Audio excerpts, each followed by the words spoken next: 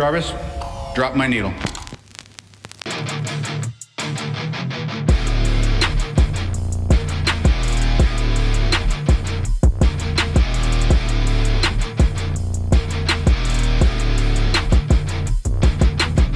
Hello, everyone. Welcome to the Agents of Fandom podcast. It's been too long, and let me tell you, the absence has made my heart grow older. We have a bit of a different episode today. I am without my trusty companion and co-host Garrett, and so it is myself hosting solo, TJ Zwarich. You can find me on Twitter, TJ_Zwarich5, and I have a very special guest. I am the Agents of Fandom are crawling into the Den of Nerds today, and I'm joined by Joshua from Den of Nerds. How's it going, my man? Good, man. How are you? Doing really well. I'm very happy to have you on. This is going to be a lot of fun. Yeah, I'm excited, man. I'm excited to sit down, talk some MCU. A lot of fun stuff going on right now for Marvel. So there's even crazy stuff that happened just today that I think we're going to get into. So big time. And I am excited to dive into it. Before we do that, spoiler warning for the MCU and all Marvel content as a whole. We don't know exactly where we're going to be which movies we're going to be talking about yet, but they always seem to come up random ones throughout. And so spoiler warning for the MCU, we're going to be talking about everything. Into the Marvel news, talking about the breaking news that dropped today. So a potential spoiler for the future of Ant-Man and the Wasp Quantumania. So if you're looking to go into that one blind, I suggest skipping ahead a couple minutes. But it was reported earlier on Daniel RPK's Patreon, and then the GWW, I believe, had the same scoop later a little bit later on. Darren Cross from the Ant-Man movie is going to be taking on an Ant-Man and the Wasp Quantumania. What do you think about this development for the movie? Yeah, this one's a wild one, man, because I think it had been rumored, MODOK had been rumored just in general in the MCU for some time. And the big rumor attached to that was Jim Carrey. And I forget where that came from exactly, but apparently they did have have Jim Carrey in talks to play MODOK, which I think would have been awesome. Like just a big old Jim Carrey face, like with those little arms on the side would be sick.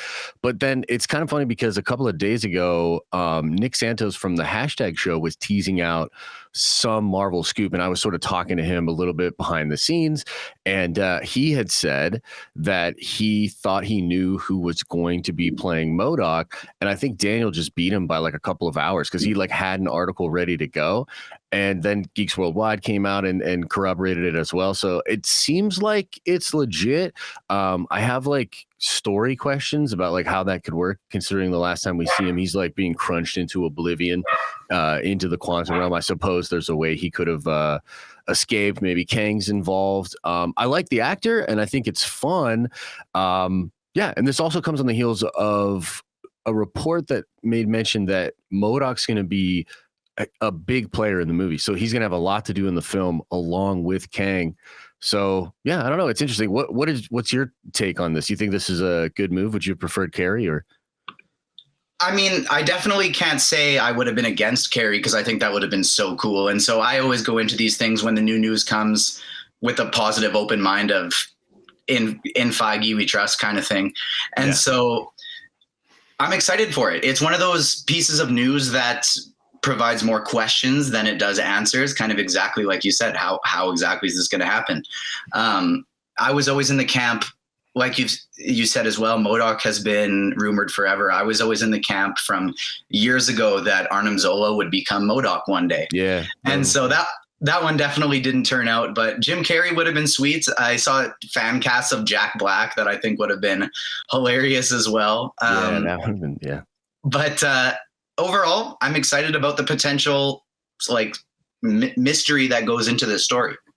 Yeah, man. This one's, I think, going to be a huge film. Quantumania, just the name itself is wild. It seems like it's almost guaranteed to be that next sort of step in this multiversal journey that we're getting. There've been crazy rumors, like Fantastic Four was a thing that was kind of lingering, a while ago. I don't even know if that's still on the table or not. But it looks to be a crazy, crazy movie. And considering what the quantum realm, or at least what we think the quantum realm is, and then you put Kang into it, who's kind of like the new Thanos. It's like, dude, they're cooking up something crazy for Quantumania. That's for sure. I guess I'm just really curious as to like how MODOK will play a large role if Kang is the main villain. Do you know what I mean? Like it almost implies like they have to be working together in some sense, or there's rival villains or something like that. What do you think's going on with that? I haven't actually, now that he has been confirmed, announced, I'm definitely going to watch the MODOK series that stars Patton Oswalt as MODOK. Yeah. I'm gonna start that one now because I feel like I don't know enough about MODOK. So much of what I've seen from him in Avengers cartoons and the limited I've seen from him in comics, or my experience in the video games with him in it, MODOK always seems to think he's in charge and somebody is behind him pulling the strings, kind of telling him what to do. Almost Doc Ock-esque in what we've seen in a lot of Spider-Man cartoons where, he's in charge, but it's Kingpin employing him, or it's Norman Osborn employing him, similar to that. And so I could see it being something of Kang saves him somehow in the quantum realm, and he is a big bad, but a bit of a underling as well. Yeah, no, that could be really cool. I had a sort of thought of like maybe he somehow survives quantum realm. He's utilizing the technology to like build AIM, further or whatever. And then Kang just sort of recognizes that he has access to this quantum technology he needs and just pops up out of the time stream. You know what I mean? And like something like that happens. That could be really fun. But yeah, I mean, regardless, it's cool. I'm excited to see Darren Cross, the actor, do his version of MODOK. He's got to make it different than just a big head of him, right? So maybe there's an accent, maybe there's something there. That'll be fun. And plot-wise as well, it's going to be a lot of fun seeing his technopathic abilities going toe-to-toe against the Ant-Man suit, the Wasp suit, and Hank Pym's tech. True. Diving into our next piece of news, another very anticipated show, one of the ones I'm looking forward to of all the upcoming Disney Plus shows the most, is She-Hulk.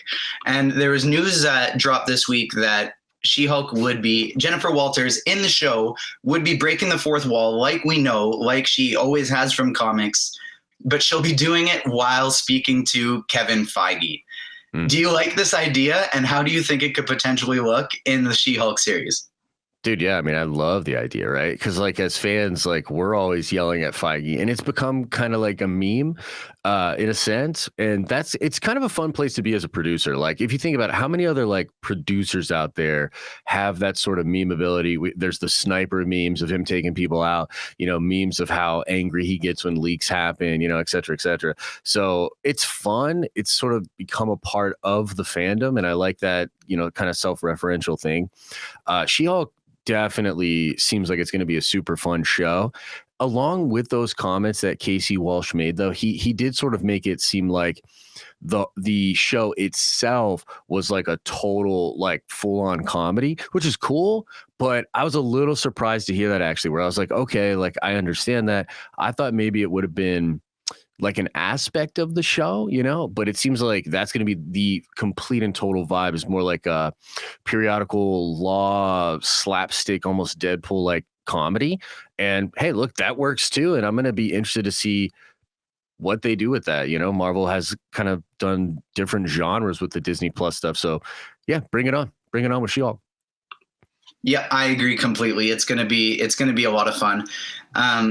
Kind of how I'm hoping that it looks is as soon as we see, I guess, another piece of Marvel news that I somehow forgot to put on the rundown, but it's probably the biggest news of the week, is Feige saying that Charlie Cox will be returning as Daredevil. Yeah. And where maybe a lot of us are expecting to see, myself included, are expecting to see him in Spider-Man No Way Home briefly, but it sounds a lot more like we could be seeing more of him in She-Hulk. And so kind of the fourth wall break that I'm hoping for is Matt Murdock walks into the screen, and Jennifer Walters turns to the camera and kind of goes, "So what's canon at this point? Am I acknowledging the story that he's already had or not?" Yeah. And then And it's just kind of the thing that all of the fans are talking. And that's really what I'm expecting out of her fourth wall breaks, is being the window to the audience of, this is what everybody's saying. We're all thinking it. I'm going to say it. Dude, yeah, that's great. I didn't even think about that specifically. I thought I've always thought of those kind of ideas around like maybe Deadpool and like his ability to do that when they eventually bring him in, making fun of the Fox deal and on all that sort of stuff. But you're right, like She-Hulk could totally do that with Daredevil and make light of that seemingly confusing, situation. And sort of to go back to the previous point of him even confirming it, like what is going on over there? Like, that feels very odd of a thing for Feige to come out and say such a crazy confirmation of a rumor. You know what I mean? I feel like in some ways he hates the rumor mill and leaks and stuff like that. And yeah, he came right out and said it. It's wild times, man. Wild times. It seemed like if it may not have been a slip up, but it seemed like one of those things that it was a very calculated. If you watch the interview, you can almost see his eyes going back and forth, trying to be calculated with what he says. And it almost seemed like one of those instances of, okay, maybe if I give them this, I can avoid all of these other things. That's totally fair. It could have been, I watched that interview too, and it seems, I don't know. There's something about it. It's interesting. I like the energy with Amy Pascal and Kevin together. It seems like they kind of have a fun relationship now. And with some of the interesting stuff we've heard behind the scenes, like that's good to see. And it felt like a very playful, like, all right, yeah, let's give him just a little bit kind of thing. And maybe you're right. Maybe he's deflecting away from the Toby stuff, trying to deflect away from that. But regardless, like, wild, dude. And then like you saw Vincent D'Onofrio come out and be, super congratulatory of Charlie Cox and this big news and all that. And, that's just super fun to see as a fan. It's like all these guys and gals like really love these roles, and they're having fun making this stuff as well, which brings a cool energy to it for sure. So I like it. I agree. It brings a very cool energy. Another one of those people that is just so passionate about the role was talked also about in that same interview with Venom 3 already being in development, and that's Tom Hardy as Venom. It is such a fun dynamic, exactly like you mentioned, between the two of them, because there's been some fights, there's been some laughs, there's been some headaches and some hair pulling, but they just kind of seem like two polar opposite people. And it's so funny when they get in those interviews together. It's a lot of fun. Well, because they have the classic memed interview, right, of Sad Feige, like together, right, where she's slipping up a little too much, and he's like, freaking out. So that's got to be on their mind as well. So yeah, it's fun. It's a fun fandom, man. Yeah, and it's another point you made there that it's with Charlie Cox is one of those people, Vincent D'Onofrio, who they're so into these roles, and not only do they do wonderfully at it, but they're so eager to reprise them. Yeah. And it's so funny when you counteract that with Gwyneth Paltrow and her Instagram Q&A, where she's going through it and someone says, "Hey, Gwyneth, have you listened to Taylor Swift's Red version, Taylor's version?" "Oh yeah, of course. I don't live under a rock." A couple ones later. "Have you seen what do you think of Hawkeye? Have you seen the new episodes?" "Oh, what's that? I haven't heard of it." Dude, there's that part, I forget, I think it's like a cooking show or whatever with Jon Favreau, where he's like explaining to her that she was in Spider-Man and she didn't even know she was in the Spider-Man movie. And he's like, "You remember the one with like Tom Holland?" Yeah, dude. Yeah. No, it's a different vibe. That's for sure. You know what I mean? Yeah. A better Comic-Con visit with some of these actors for sure. But kudos to her. She still did a wonderful job in her role. She did. She killed it. Next piece of news we have, keeping it on the Sony train, is we finally got our first look at Spider-Man Across the Spider-Verse Part 1. We didn't know this was going to be a 2-part movie, so that was a super cool piece of news. What did you think of this first teaser we got of Spider-Man Across the Spider-Verse? Oh, man, it's great. Like it works on 2 levels, right? Which I think is the game plan for Marvel these days. And it's cool to see Sony kind of, I guess, either learning or playing along as well. But it works on the just straight narrative level where you're like, oh, cool, some time has passed. It's Miles. Gwen's there again. And you know that scene, and she uncovers the drawing, and it's interesting, right? Like there's obvious tension there, and it's fun. But then it works on this whole other level where, if you look closely at the trailer, there are those, you know, sort of wrist devices. You know, she's wearing one when she's in that scene. Miguel has one. You see different numbers. It denotes different universes. Spider-Man India's tease. So like, even though it's a true teaser, there's a ton of little stuff you can pull apart as a sweaty fan and get excited about. And yeah, man, 2 parts, why not? I think a lot of people are probably anticipating this having to do with Sony and Marvel's wider plan. Like at this point, you know, whether or not it's actually the case, we're going to look at it with a microscope and be like, okay, so what does this mean? Like, is this going to lead into how Venom and Spider-Man in the future, you know, interact? Does this have anything to do with No Way Home? Is Toby in it? You know what I mean? So yeah, I love the trailer, man. I think it's super fun. And can we just get Kane, Scarlet Spider Kane? That's like my favorite Spider-Man. And I want him to be in one of these movies. So that's my only sort of complaint about what they're doing. But other than that, it looks awesome, dude. That is a two pods ago, I think 2 episodes ago, I brought up that I don't know necessarily my favorite Spider-Man, but the Scarlet Spider suit is without a doubt my favorite Spider-Man suit that exists.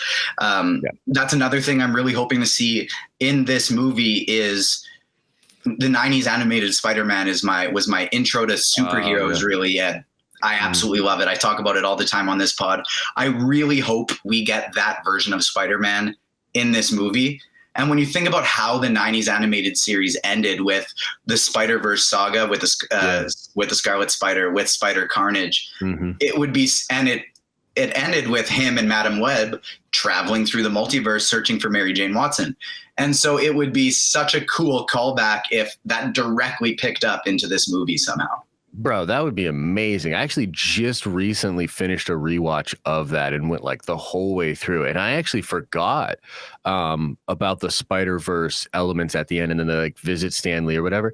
And man, like, yeah, just it was a real pleasure revisiting that show. Like that show is incredible. I think it still holds up. Maybe we're just total nostalgia and we, you know what I mean? We can't really but let it go. But for me, what an enjoyable experience. And to have that dude show up would be, I mean, Spider-Man right now is doing wish fulfillment all over the place, but that would be some serious wish fulfillment if that guy was in the movie. And then he found Mary Jane. Like, come on, bro. Like if we get him to be able to find Mary Jane in this movie, whew, that'd be nice. Be good. I agree. And there's so many people who have the same type of emotional connection to that cartoon. And it would be so satisfying if they were able to pull that together. And that show is like, it's what fostered my love. And I'm sure many people in our generation is similar. It fostered my love for the MCU because it had that interconnectivity that the MCU has of bringing in the X-Men, bringing in the Fantastic Four, bringing in Iron Man, and having them interact with each other. It was fantastic. And it's the same thing that they're doing now with the MCU. And it is absolutely fantastic. Yeah, our final piece. Sorry. No, you're all good. We're excited about it. But nothing gets me more hyped than Spider-Man. So we got the No Way Home pods coming up as well. So I can't wait to be talking lots of Spider-Man. Our very last piece of Marvel news before we dive into episode 4 of Hawkeye. No surprise, Destin Daniel Cretton is confirmed to be returning to direct Shang-Chi 2. We're getting a sequel. It's been heavily reported that it's going to be coming. Now it's confirmed. Destin Daniel Cretton is returning, and Shang-Chi is arguably, it's close to my top 5 Marvel movies, and it hits my top 10. So I'm very happy to see him returning, and I'm very happy to see what we're going to get in the sequel. Yeah, I think it's the best movie out in Phase 4 for sure. And I like the movie a lot. And I think the thing that's weird about the movie for me, it's just a little held back because it sort of is this origin tale. And like when you leave off in that film and he's got the 10 rings and nobody knows what they are, they're this like super badass thing. We just saw him do like incredible Dragon Ball-esque craziness. but then, we're just leaving for now, right? So of course we want to see what happens next. What is that signal? Who is it calling to? A lot of people think that's like Galactus or something like that, which would be wild, like Shang-Chi versus Galactus, or a Shang-Chi movie with all the Avengers because they're fighting Galactus. Either way, that would be crazy. But yeah, I mean, Destin's great, and I think he's doing some other stuff with Disney as well, including maybe a Shang-Chi show or something like that, I've heard. So yeah, a 10 ring spinoff, and I think it's going to center around Xiling, and so that's going to be something that's going to be fantastic as well. Bring me all the Shang-Chi content. I'm ready for it. Yeah, for sure. I mean, the dude killed it, and yeah, it's good to see that kind of stuff rewarded. I kind of like this.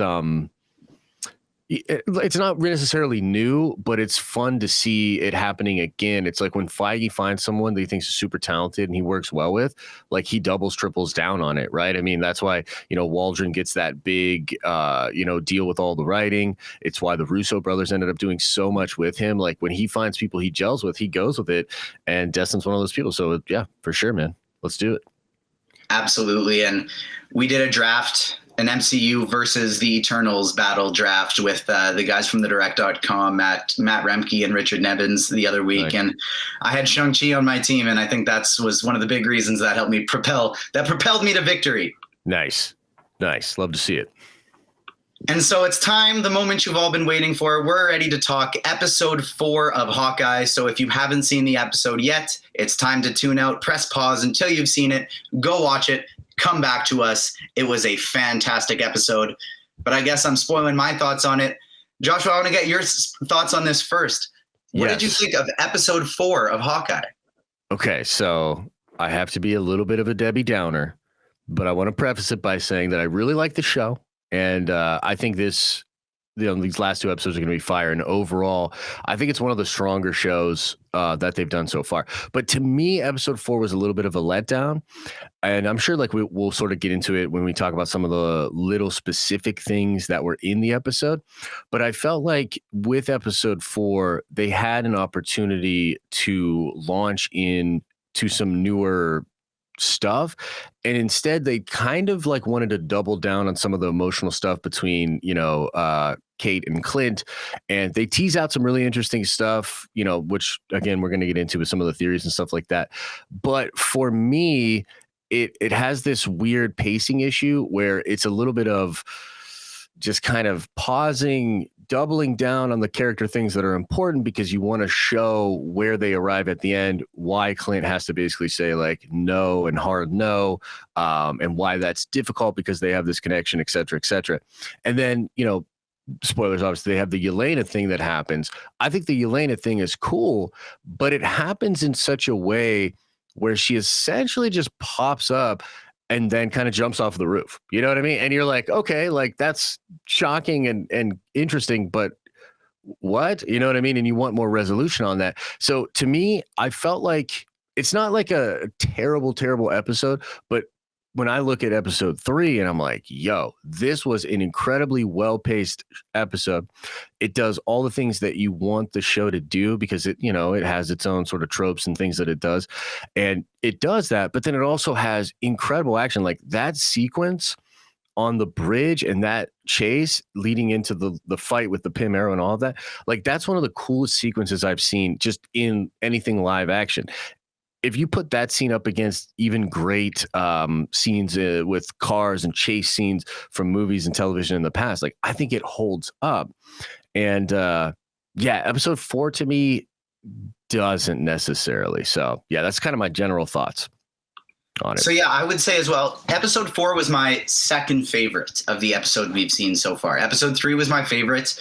One of the reasons is the action, like you said, a bow and arrow action is some of my favorite action that I can see on TV. I will watch this is another thing I brought up on a previous pod. I'll watch the Jamie Foxx, Taron Egerton Robin Hood movie and I'll enjoy it, even though that movie has one of the worst Rotten Tomato scores I've seen. Very few people enjoy that movie. I love it just because of that type of action that we get. And so the action in episode 3 was just amazing. But I loved the pacing, the amount of callbacks we got in episode 4, I love just to MCU callbacks, earlier episode callbacks, comic book callbacks. It was so much fun. And it brought us so many answers, but also so many questions. And that's one of the really interesting things. And one of those question and answer pieces that we got was with Laura Barton. Yes. And so Laura Barton, going into this, we didn't know if she had any clue if Hawkeye was Ronin. We didn't even know going into this, again, before we got a first trailer, we didn't even know if they'd still be together. There was a lot of speculation that she'd find out about this Ronin stuff and be like, whoa, no chance, I'm out of here. And we're learning more and more. Each episode that goes on, we find out that she knows way more than we initially knew. And so what are your takes with Laura Barton? There's been some very interesting theories on the internet today already about who else she could potentially be. And so I want to know your takes on her. Yeah. So I actually just dropped a video maybe an hour and a half, 2 hours before we sat down. And I reference an article from you guys actually in that video. And I think it was either in 2019 or 2020.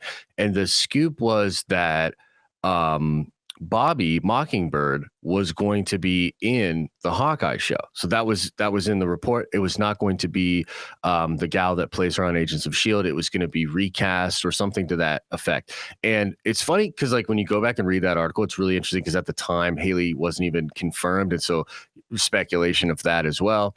And what I think they're doing is probably making the Laura Barton name a alias. And I think it's possible that they are making her Mockingbird, which would be awesome. And, you know, I love that. And I think there's a lot of fun stuff that you could do with that, because I think what that turns into is that Kingpin is trying to get the Watch to be able to, I would say probably blackmail either Mockingbird or Clint. Meaning like he has the power to, like Clint sort of said, expose this person with that watch. So therefore he could get Clint, and I think Ronin more specifically, to help him wipe out other gangs or something like that. So, you know, that's kind of where my head went to, where I was like, oh man, like I really love that theory. I love the Mockingbird thing. And I also think that would mean that Kingpin would likely know what was going on. Like he wouldn't just want to be able to prove the identity of Mockingbird, in my opinion. He would want to use that information. And it feels, you know, to your point, like of the 90s Spider-Man thing, like that feels like a Kingpin move from back then, is like holding things over people, manipulating people, flipping people to your side. So that's kind of what my thoughts are. That's textbook Kingpin right there, is let me find what leverage I can over the entire city of New York, and I will use that to gain more and more power. That's exactly where my head went as well when I was watching the episode is, whoa, is this Mockingbird? She knows so much about how to gain intel. She speaks German. She, in the comics, Mockingbird faked her death so that she could essentially get a bunch of bad people off her back and keep on going with a new alias. And so it does add up. All the pieces add up to that she could be Mockingbird. My Agents of S.H.I.E.L.D. stands, I'm sorry, it doesn't look like we're getting that Bobby Morse back, even though I think she was wonderful. But another interesting tidbit that I was kind of connecting the dots today, I posted it on Twitter, was that there was that rumored show, Agents of S.H.I.E.L.D. spinoff, centered around Mockingbird. And it never got confirmed, but it was heavily rumored, and it officially got nixed. Those rumors officially got nixed in 2016, which is also when Age of Ultron came out and we were introduced to Laura Barton. So that very well could make sense that Kevin Feige essentially goes, ooh, no, I got plans for this 5, 6, 7, 8 years down the line. You guys can't do this anymore. Sorry. Yeah. And I think it would be such an awesome retcon, because like, he has a great way of sort of retconning things and putting things, you know, like I think one of the best retcons they've ever done is the Mysterio thing.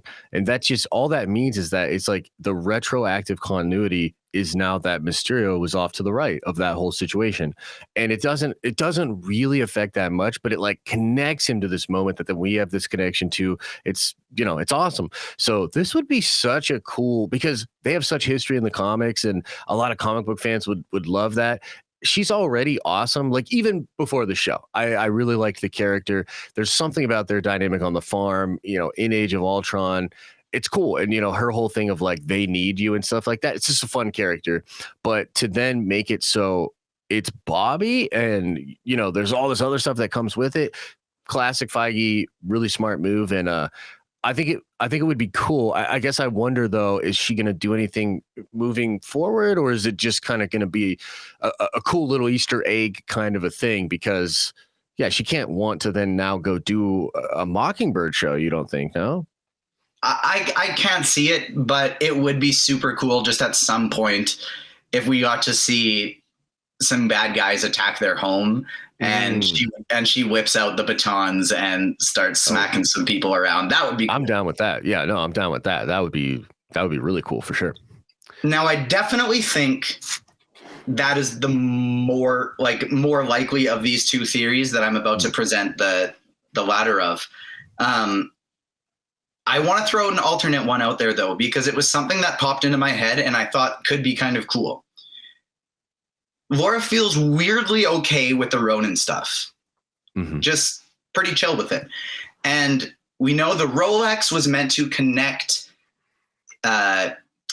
his friend's identity to them. And so we're all obviously assuming it was Laura. What if it's not Kingpin who is wanting the watch? Because it very much seemed like Echo is trying to call the shots and clue him in with as little as possible, which would make sense if we're expected to see her with her own show and her to become a protagonist. And so I'm wondering if she was looking for it because she thought the watch was connected to Ronin. And what if Laura Barton was a Ronin before Clint? Dude, yeah. Well, that could still play, though. I mean, that could play even within the theory that we're sort of talking about here because there was a sort of thought that Echo would be the one that had passed the Ronin mantle to Clint because that's more of what happens in the comics. But if you have, because doesn't Bobby have a time where she becomes Huntress and she goes like a little crazy and she does some like, more Ronin-esque type stuff. So maybe they'll sort of blend that idea into Ronin and make it so she was Ronin even before Clint. And Clint talked her down and out of that way of life or whatever, because the way that Clint exists right now in the MCU, it reminds me a lot of Logan in the comics, where like Logan, he's one of the only like male Marvel characters that befriends like young women with like really no alternate motive. I mean, I guess with Mockingbird, Clint technically did, have a romantic angle, but meaning like in the MCU, he's sort of mentoring and helping out like a lot of women. It would be kind of interesting if he did that even to his own wife. And if like there's this situation where he is out there sort of carrying the brunt of being the warrior for the family, but in a way to like protect Laura from her demons or something like that. Like that I don't know, like that kind of stuff could be really interesting to me. And I would love it, dude, if she had a dark, past and some skeletons in the closet. I think that would be sick. I like this galaxy brain combination of the two theories because that is another place that my head went was it would make sense for Clint's character arc if he had convinced her to stop doing these things and stop being the Ronin. And then after his whole family dies, this suit's in the basement and I'm going to take up that mantle now because I have nothing left. And so I'm going to finish her mission, my new mission, whatever it is. Yeah. I like that a lot. Like taking the wife's mantle after she dies and like just going crazy. Like, yeah, I love it. It's wild.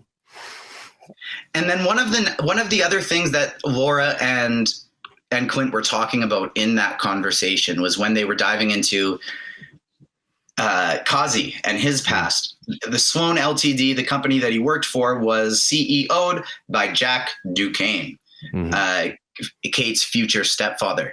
I want to know, do you think that it is in fact Jack Duquesne who is the CEO of this company?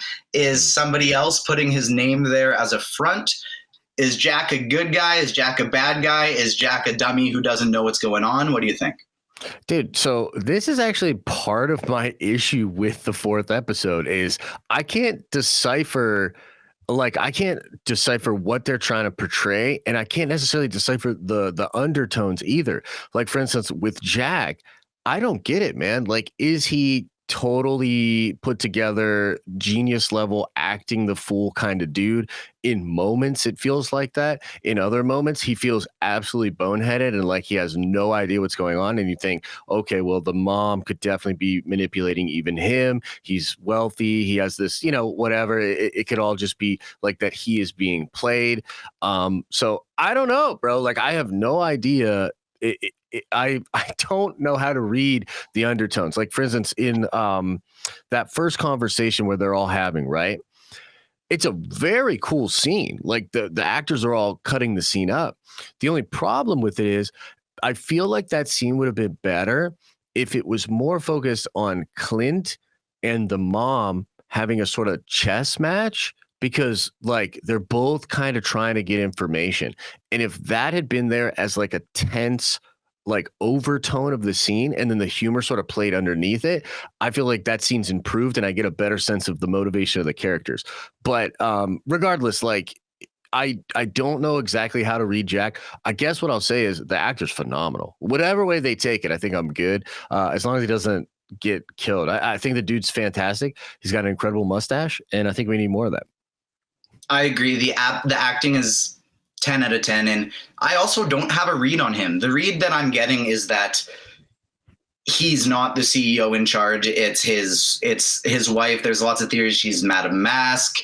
Ooh, I think she Eleanor Bishop is definitely the worst of the two.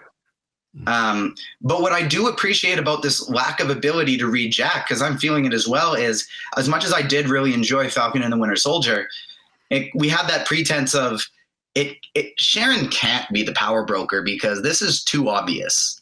And then it just was, and it kind of felt like a very subpar payoff. And so I enjoy that I have absolutely no idea what the heck is going on with Jack. Yeah, totally. And it'll be interesting to see. I kind of am leaning to, I guess I'm hoping that he's not just a total dummy and that he's got something going on. And then maybe he and the mom are just both like real big brain villains and they're really manipulating Kate. Like that would be kind of wild. Yeah, we'll see. We'll see where they take it. But regardless, I hope the dude sticks around. He's cool. And one of the best parts about hearing him as the CEO was, do you think he's funneling money for the big guy? Again, implying that Laura knows Wilson Fisk and that he's going to be heavily involved in these last two episodes, which is just what we've seen of him already in Daredevil, or just the Wilson Fisk as a character in general. So not necessarily in the upper tiers of Marvel lore of intellect, but definitely in the highest level of tiers in terms of criminal mastermind and the strings he can pull behind the scenes. And so it's going to be so exciting to see him at the street level in the MCU. Yeah, man. I mean, I can't wait. You know what I mean? I love the character. D'Onofrio's performance in Daredevil was incredible. I think Daredevil is it's incredible television, and it's just wild that we live in a world where Feige can, I think, really and truly convince Disney, because to me, this almost makes zero sense from a business perspective, where you're like, okay, we're going to take actors that played these iconic roles that you can only get on Netflix, like one of our biggest competitors. Like, this seems like a wild idea, but he's like, no, this dude embodies Kingpin. The fans are going to love it when we bring him in. And what we're hearing is he's going to find a way to sort of differentiate that character, make him more comic book like, with a very large persona. I think a combo of CGI and like prosthetics to make him look super big. So it won't even be a question. You'll just be like, okay, this is the MCU Kingpin, not the one we saw in Daredevil. But yeah, dude, for those reasons alone, I'm excited. But that doesn't even touch how like this can affect the MCU moving forward, all the fun interactions you could see. I immediately thought of, and I don't think this is going to happen, but I immediately thought of Osborn and him having a conversation, right? Defoe, Defoe and D'Onofrio like having a conversation, like, dude, like that would just be incredible. So it opens up a lot of cool doors, and I can't wait, man. We're truly spoiled as Marvel fans. Like, it's kind of wild, dude. And I think it fits Feige's mold of, it doesn't matter the strings or the background. We are going to find the person that in our mind fits the mold of what we want perfectly. And sometimes it's a megastar in Haley Steinfeld. We are going to audition and offer it to no one else. If she doesn't take it, we're screwed. Sometimes it's a character like Alekwa Cox's Echo or Kamala Khan, where the actors playing them have virtually no experience, but they fit the role perfectly. And so this one, it's another situation where it doesn't matter the hoops. Charlie Cox, that's Matt Murdock. Vincent D'Onofrio, that's Wilson Fisk. And so Feige will jump through the hoops to make it happen. Yeah, it's magic. It's magic times, man. Can't wait. And so one of the most touching, kind of just pure enjoyable parts of the episode was the Christmas scene back at Clint's apartment. After the uncomfortable family gathering, we have Kate showing up with pizza dog, and she feels bad about Clint not being home with his family, and she wants to find a way to make it a little bit better. That scene was just so much fun, down from the part where they were doing the coin flipping and she can't get it right away, and then just because she's so talented, she gets it after a few tries, and he's just so genuinely proud. It did such a good job of portraying their differences, but also their similarities in such a fun way. Yeah, it's a fun scene for sure. I mean, the show does a really good job of pulling on the heartstrings, and the holiday stuff and the holiday setting for the whole movie is awesome, or the show rather is awesome. And yeah, no, that scene's great. I like the scene. I just wish, man, I wish I could get past some of my issues with it, because I know there's like a lot of enjoyable aspects in that whole show, and that is definitely one of them. I felt like it was really embodying the sort of lighter parts of My Life as a Living Weapon, like the Matt Fraction, David Aja run. It has all those best elements, and it definitely feels good. And it's obviously there to sort of juxtapose against the end of the episode, right, where Clint, he has his sort of PTS flashback to Natasha on Vormir, and he gets sort of triggered in such a way that all of that love and affection, because he really is like kind of starting to like her. And I actually like how he was hesitant to like her or give her a chance, but then she's legitimately amazing, like, with the archery and some of the things that she's able to do. And he just straight up grows an appreciation for her because she's pretty freaking incredible. And then I think even meeting her parents pushes him closer to her, because he's just have sort of a feeling and understanding of what that might be like, and why and how she's so different. Dude, the dynamic between them is incredible. I really enjoy that flavor of the show, and I totally understand that it's a place that the show has to keep coming back to. You know what I mean? It's gonna be interesting to see where it ends. I want to throw a curveball at you.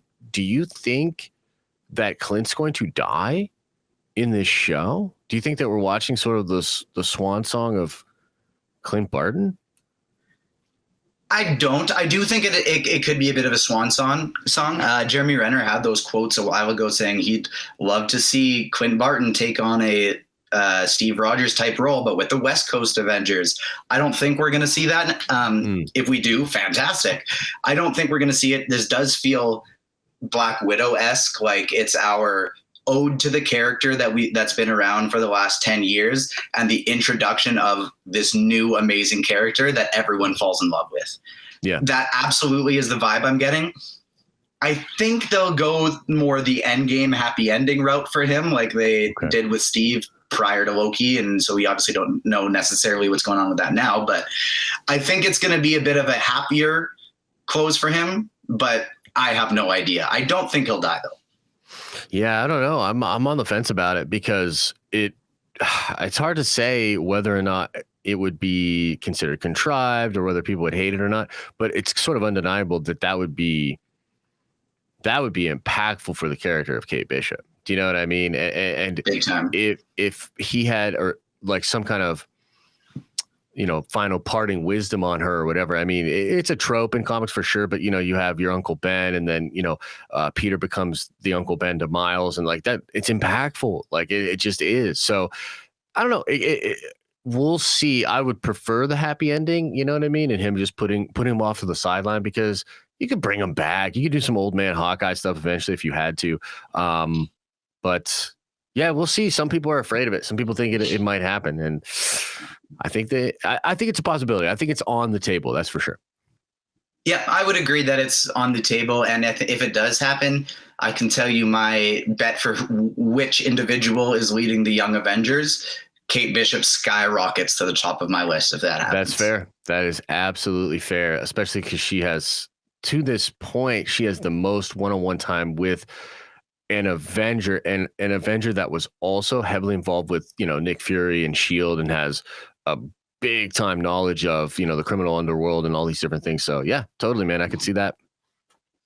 And a couple other parts of this scene that I just want to touch on before we move on. Another Thanos was right reference with on the mug was pretty funny. And obviously this whole series patterned so much from the Fraction Aja run of Hawkeye. And one of my favorite parts from that scene was with the boomerang arrow. They just directly flopped that from the comics, where it's Clint. And Clint's comic personality and cartoon personality is a lot closer to what Kate's is in this show than arguably what Clint's is in the MCU. He's happy-go-lucky. He's almost like the Tony Stark, constantly sarcastic to other people. And it's him saying, I got boomerang arrows. And she's going, why? And he goes, boomerang. They come back. And they just totally flip-flopped it. And I love the odes to that comic that they're making, because it is such a fantastic comic.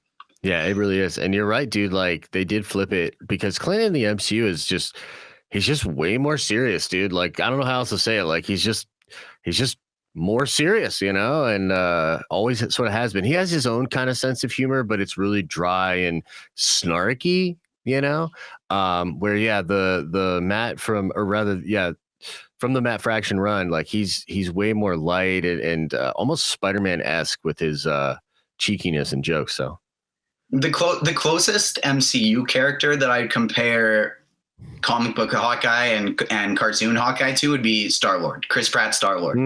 Yeah, that makes sense. And so where they take it from their Christmas get-together is they separate on their paths.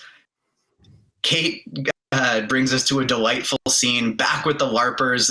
When I saw it, it gave me similar vibes to in Daredevil when Matt goes to that guy to make his suit.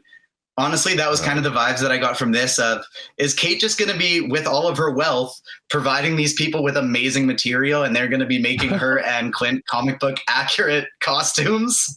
That would be amazing. Yeah, I hope so. I love the LARPers, dude. I think that's a hilarious element of the show for sure. And it was fun to see Haley interact with them, sort of like after we watched Clint interact with them and the sort of differences between the two of them. But yeah, no, that's going to be fun. And I would love to see a LARPing style Hawkeye costume. I hope we get to see it, man. He doesn't want to wear it, but I want to see it for sure.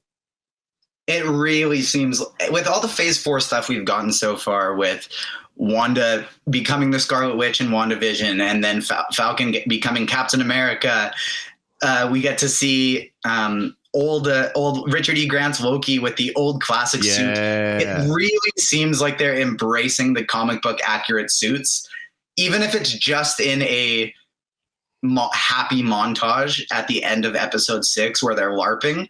Yeah, I definitely think we're gonna get Clint in some purple and maybe even a mask. Oh, that would be sick, dude. Yeah, and even Pietro's Halloween costume was so on point, dude. So yeah, that would be super fun. You see some cosplays of that out there for sure.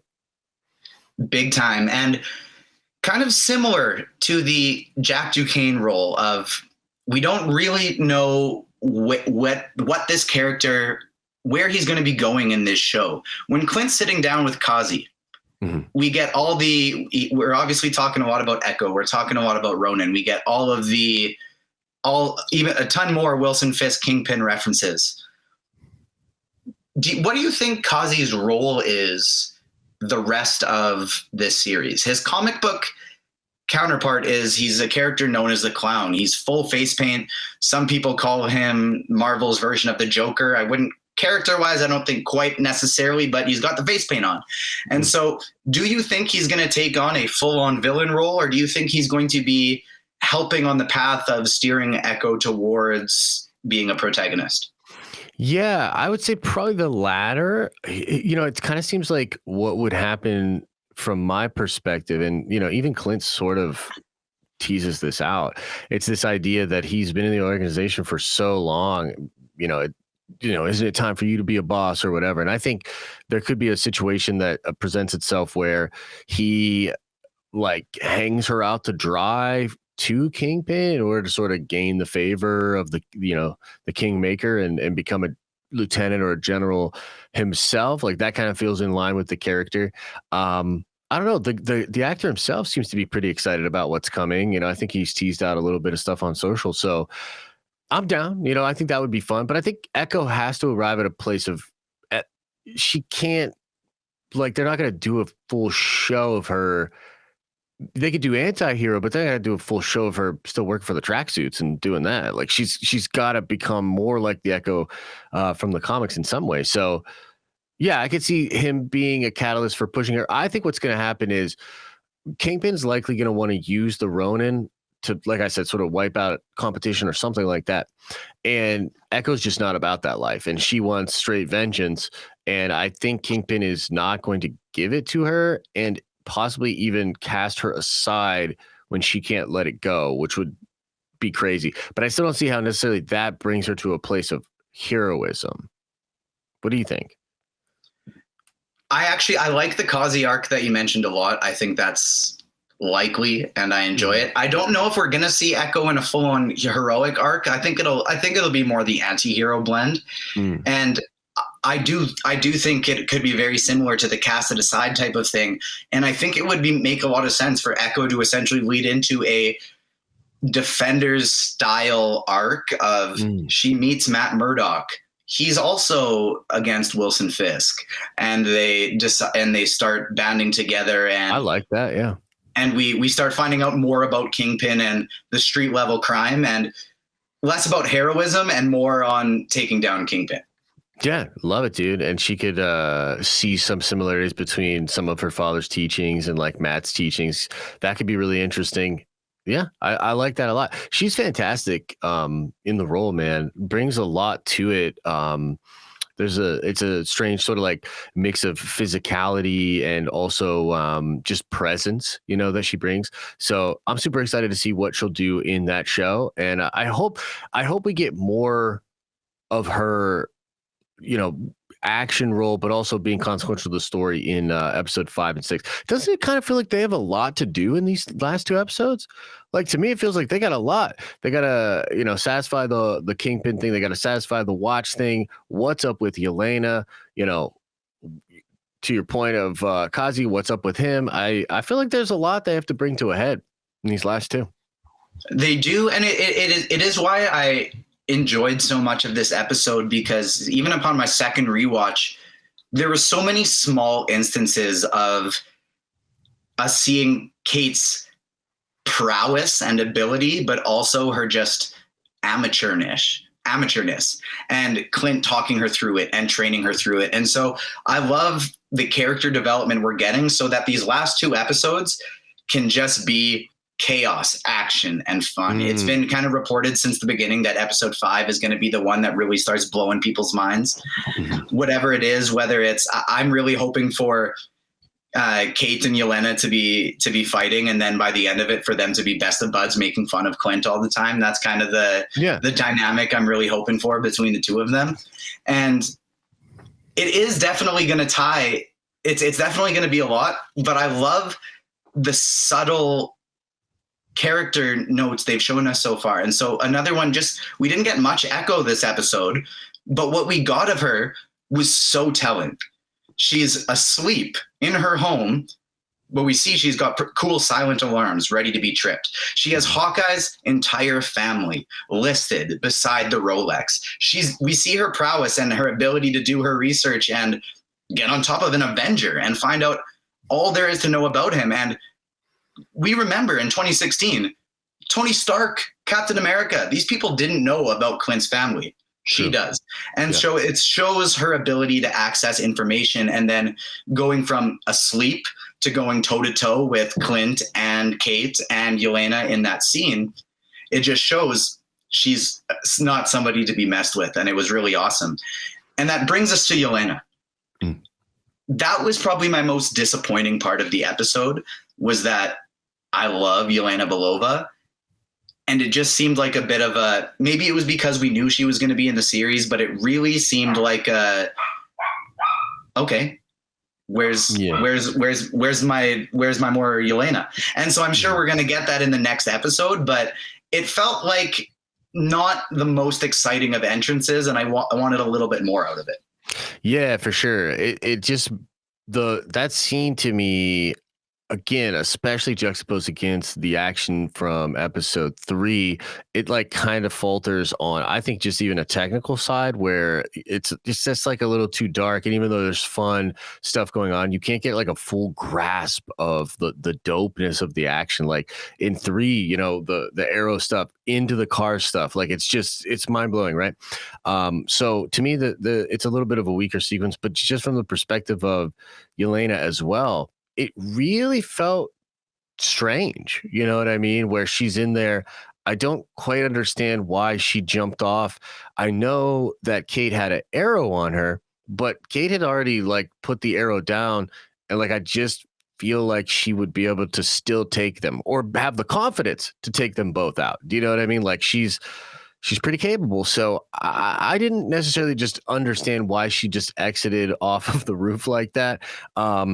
I'm hoping we get more, but I'm also confused as to how Yelena's personal, vendetta against Clint, which that's what I think it is. I don't think it's attached to any other plot point at all. I think it's just Val and the post-credit scene from Black Widow, and that's it. And I'm like, okay, so that interesting choice to bring it in. How is that going to now play out with everything else that's going on? You know what I mean? So, yeah, it was kind of a disappointing entry for her, but yeah, I think people are excited to see the character and see more of her, hopefully, And so I'm going to try and tie this in a nice Christmas bow. Okay. I think the person that Eleanor Bishop was calling on the phone was Val. Okay. And I think that's how Yelena got to them so quick. I agree. That was on my first watch. I was thinking, this action is lacking. Yelena should be able to, especially to Kate, a heck of a lot more damage. And it seems like she's pulling a lot of punches here. And then upon second watch, what I realized is what that scene lacked in action, it really made up for an emotional impact. And they really went out of their way to show Yelena's braid was done in the same way as Natasha's. They really emphasized the Black Widow lasers coming off of her wrist. With the grappling arrow, when Kate was hanging off the edge, they did the exact same grappling arrow motion of when Clint was over top of Natasha before she fell. And so it seemed like they were going out of their way to minimize the action and maximize the emotional impact. And so on second watch, it did seem like Yelena was second guessing herself in ways that we usually didn't see Yelena Belova second guess herself. And I think that really started more when she saw Kate, and seeing Kate, I think she saw a bit of herself in her and saw a bit of Natasha and Clint, and began to think, okay, maybe I need to reassess the situation, and I don't want to just be here guns blazing. Yeah. Something else I heard that's kind of interesting that ties into what you're talking about is somebody mentioned, what if Kate's mom specifically told Yelena not to harm her daughter and told her that her daughter was involved in this, right? So it could be a scenario where, because this is like honestly one of the only explanations for her just bailing off of the roof, is like understanding that she had to leave then, or she would have had to hurt Kate or something, and that's no go because of the mom or whatever. So maybe, I mean, that could work, and I don't hate it, but it also just feels, I don't know, a little convenient, I guess, that she would then have access to, Red Room assassins or to Val or whomever Val is. But I guess if there's a wider way to tie all of this together, because I'm hoping that, we're getting a little bit of Thunderbolt buildup with Val, and that's what that is. It's totally possible that there's a big plan there to pull all of that together, and that if that's Madam Hydra, or Madam Mask rather, then maybe that's the way that's all going to go. And that could be cool, because up until, that being the case, I'm kind of viewing this all through the lens of Kingpin's at the very top and everything is connected to him. Like, you know what I mean? Everything, at least in this show, would be connected to him.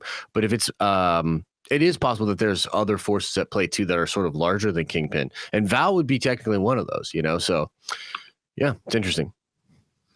And the last part of that scene that I want to touch on is just getting to see Clint's grief from Endgame just in full force, just pushing Kate away, seeing so many similarities between their relationship, between his relationship with Nat. And it's just, obviously Jeremy Renner's taken, I think, some deserving and some not deserving strays from fans over the year, and just his portrayal of Clint Barton and just some of his actions as a human being. But he is crushing it in the emotional aspects of this series. Like, seeing him just like the way he reacts in surprise to things, and the way he's struggling with the grief, it has just been absolutely phenomenal. Yeah, man. I think he's top tier. I think he's one of the, maybe just on raw talent, one of the most talented actors in all of the MCU. And this was like even before he's done all this other stuff, like even him in Hurt Locker and stuff, right? Like he's crazy talented. Like he's crazy talented. And Marvel does this incredible thing of getting these really incredible actors, and you don't need them to do it all the time. Like they don't have to bring it every single day with that kind of intensity and that kind of, vulnerability. But when they do, when those moments come up, you have some of the best actors to ever do it, bringing very important emotional beats to the screen in a really compelling way. And that's Renner all day. So that's one of the best parts of the show, is that he's really strong in almost all parts of it. But just like Hiddleston, he doesn't have to take a scene over, right? So like one of my favorite scenes in Loki is the scene with He Who Remains, where Hiddleston, despite being so good and carrying most of that series, like really taking it to another level, he's able to do something really incredible in that scene where he can still bring it but not take the scene over. He allows Jonathan to take the scene over and to chew up that scenery and to just go crazy, and it's beautiful. And I think Renner does that in the show a lot. He allows Haley to just take over scenes and like go, but then in certain scenes like this one, like he sort of takes back over in a really intense way. And it's really cool to see. Like he's really good, and it's smart of Feige to make a show with Jeremy Renner like this, because you get to pull that out of him and then have it forever on Disney Plus that people will always go back and visit. You know what I mean? It's like, it's really strong content, And yeah, absolutely. We're definitely seeing that talent come out in this series in ways that we haven't seen so far from him in the MCU. And it's super exciting to see. And I think this episode is one, like you said, we're going to be looking back and watching this for years to come on Disney Plus. Myself, and I'm sure many others, this is going to be a Christmas time staple, holiday season staple for the foreseeable future. And I do think once we have a full series, this is going to be a very enjoyable episode to kind of look back on from a Christmassy standpoint in the middle of all of it. Yeah, I think so too. That's why, like, I'm trying not to be like too hard on it, because in a lot of ways it's like a calm before the storm. And if the last two like pop off in ways that we think they will, you won't even notice that, like, this pacing, if you're watching it all at once. Like, it'll blend well together and probably serve to really set up this kind of punch in the face finale. And that's fantastic. And I like a lot of what Marvel's been doing with this kind of stuff. Like even WandaVision, which I enjoyed like a lot the whole way through, but then I like really didn't like the ending. I've been able to go back and still take a lot of enjoyment from rewatching it. You know what I mean? I rewatched Loki, like they're definitely rewatchable stuff. So yeah, this feels like another one. And depending on how these next two go, it could come away as my favorite of all of the MCU shows so far, which currently is held by Loki, because I absolutely love that show. But I'm here for it. It definitely has the potential to get there for me too. It swaps back and forth, Loki, WandaVision, which one's been my favorite so far for me. It kind of depends on the mood I'm in. And like WandaVision it seems to bounce back and forth from like my top one to below Falcon and the Winter Soldier sometimes. It kind of just depends where I'm at. But I've really enjoyed all of them so far. This one I do think has the potential to be the best.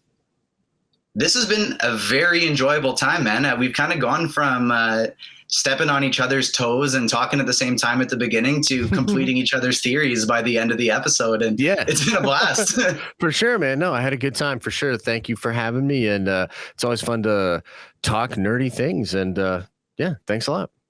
Big time. Do you have anything coming up that you want to plug to the people? I would just say that if you liked the things that came out of my mouth parts, I do a lot of talking on the interwebs, and one of the coolest places to check that out is on our live streaming channel. So we do a lot of like videos and breakdown stuff as well, but we live stream at 10:30 Eastern Standard Time on Monday, Tuesday, and Thursday and Friday. And the streams get really, really wild. They get fun. I get animated and do all kind of fun stuff. And then we really engage in Q&A. It's a really fun experience if you're a big sweaty nerd and you love talking about this stuff like I do. So yeah, check us out there. And yeah, I'm sure we'll connect again and do some more stuff. And it seems like the nerdy stuff is not going to stop, like just period, between Star Wars, DC, and Marvel. So it's a good time to be a nerd.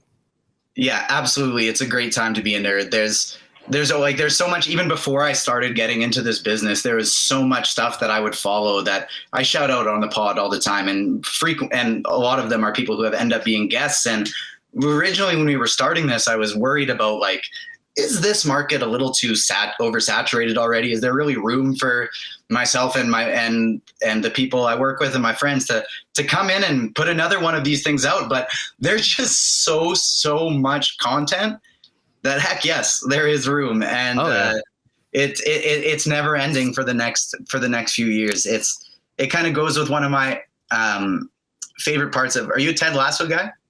I actually haven't seen it. People reference it all the time. I've heard it's incredible. So yeah, absolutely incredible. And in season 2, one of the things that Ted says is I'm Canadian too, and he actually he references a biologist from Canada where they were teaching how trees don't compete with each other for light. For trees to grow optimally, they all work together with sunlight in soil. And that's really kind of how I've been viewing all of these different nerd and geek fandom areas right now. We got just a bunch of people getting along, talking their theories and building each other up. And it's a lot of fun. Yeah, dude, it really is. And I would just say that from my perspective, especially after 2020, a lot of content creators kind of took a different approach, and it became a little bit more just collaborative and like cheering people on. And like, I really and truly don't view a lot of this stuff as competition at all anymore. I've got a lot of good friends in the content game and in the space. And anytime I talk to somebody that is in this game, it's cool because, man, like what a time to be alive where you can make money and potentially make a living and potentially make a very good living by essentially taking your passion and, you know, these nerdy things that sort of set you on fire and being able to regurgitate that in a way that brings value to other people. So it's so cool, and it's a special kind of like energy to be like connected to. And so, yeah, man, I love it. I love meeting people in the space, meeting people that are doing it. And it does seem to be a really positive community because especially with all the craziness in the world, it just feels like this one particular thing about life is pretty freaking cool. So yeah, it's dope, man. And I agree with you. There's plenty of room for many a tree in this forest. Exactly. I am Groot. Before we go, check out FandomWire's new video essay channel on on YouTube just today as we're recording Wednesday. So yesterday, as when this pod drops, the perfect Spider-Man scene is the new video essay up there for the FandomWire video essay channel. Check that one out. We also now have Agents of Fandom on Facebook and on Instagram. Give us a follow there. Like us on Facebook. We're posting stuff all the time, so make sure you check us out there. Follow FandomWire on Twitter. Follow myself, TJ_Zwarich5, ZWARYCH. Subscribe, Apple, Spotify, YouTube, wherever you get your podcasts. Give us a 5-star review. Next week's guest, we have Adam Barnhart from comicbook.com. It's going to be perfect timing with episode 5 lining up to give us Kingpin and Hawkeye. We have the #1 Charlie Cox and Daredevil fan in the world, Adam Barnhart, joining us. Joshua from the Den of Nerds, thank you again so much for joining us. This was a blast. From my co-host Garrett, who couldn't be here today, for myself, thank you so much for joining us. Peace.